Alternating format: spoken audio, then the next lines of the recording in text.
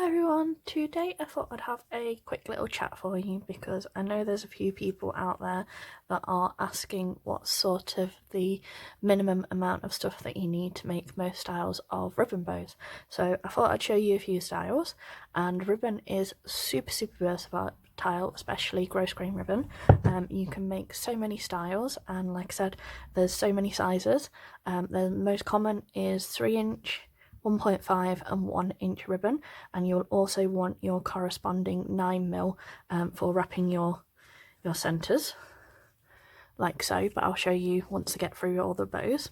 So like I said, this is a little 1.5-inch ribbon bow. Like I said, the tutorials for all of these are on the channel, so if you like any of the styles, like I said, all of the tutorials can be found. This is a super pretty bowed boutique, and this is in 1.5-inch ribbon.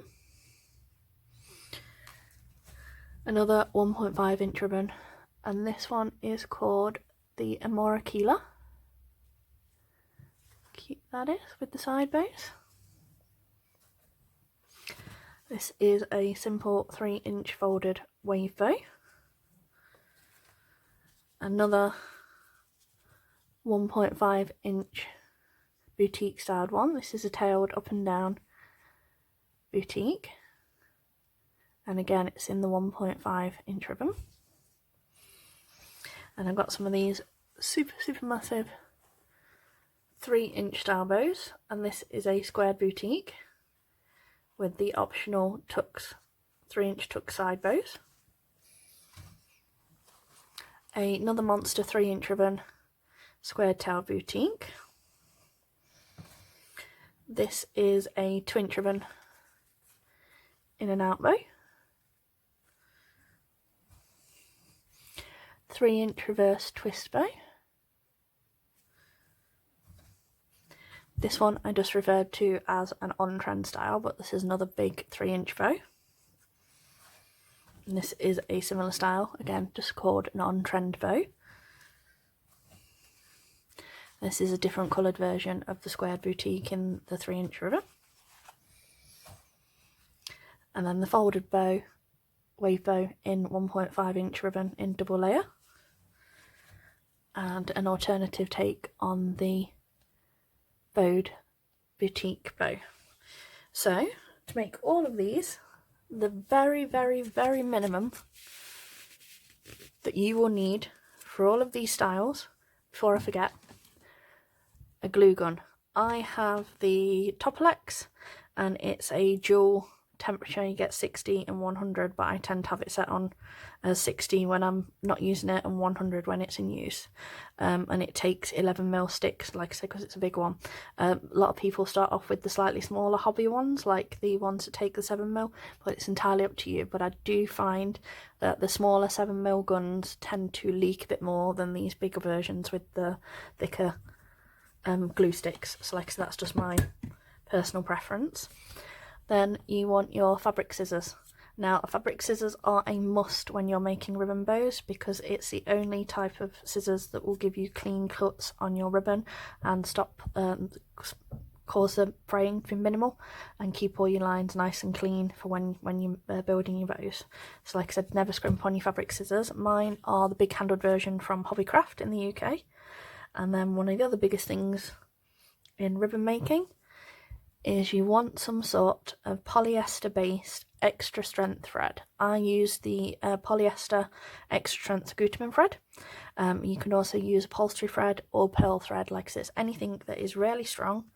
And basically the rule is, when you're making, if you do this, your thread should not break. If you are using cotton, if you'd have done that once, it would have snapped in half, even double layered. So like I said, always pay the little bit more and get the extra strength versions. And I also use a longer than standard needle. Mine is just a basic darning needle, but you can also use upholstery needles or crewel needles, like as long as it's longer and sharper than the standard sewing ones that tend to be about half the size or a third of the size. It will just help you get more even stitching and help you with, like I said, the wider ribbon, like your 3-inch ribbon. It will just make that much of a little bit of a difference for you. So like I said, that's the tips on those. But like I said, your scissors, needle and thread. Don't scrimp on those. Okay, now the other thing you need is you need a lighter for heat sealing your ribbon. I'm going to show you an end. This end here has been heat sealed, and what you do is, can you see your flame? So you've got the clear bit of the flame and the orangey glowy bit of the flame.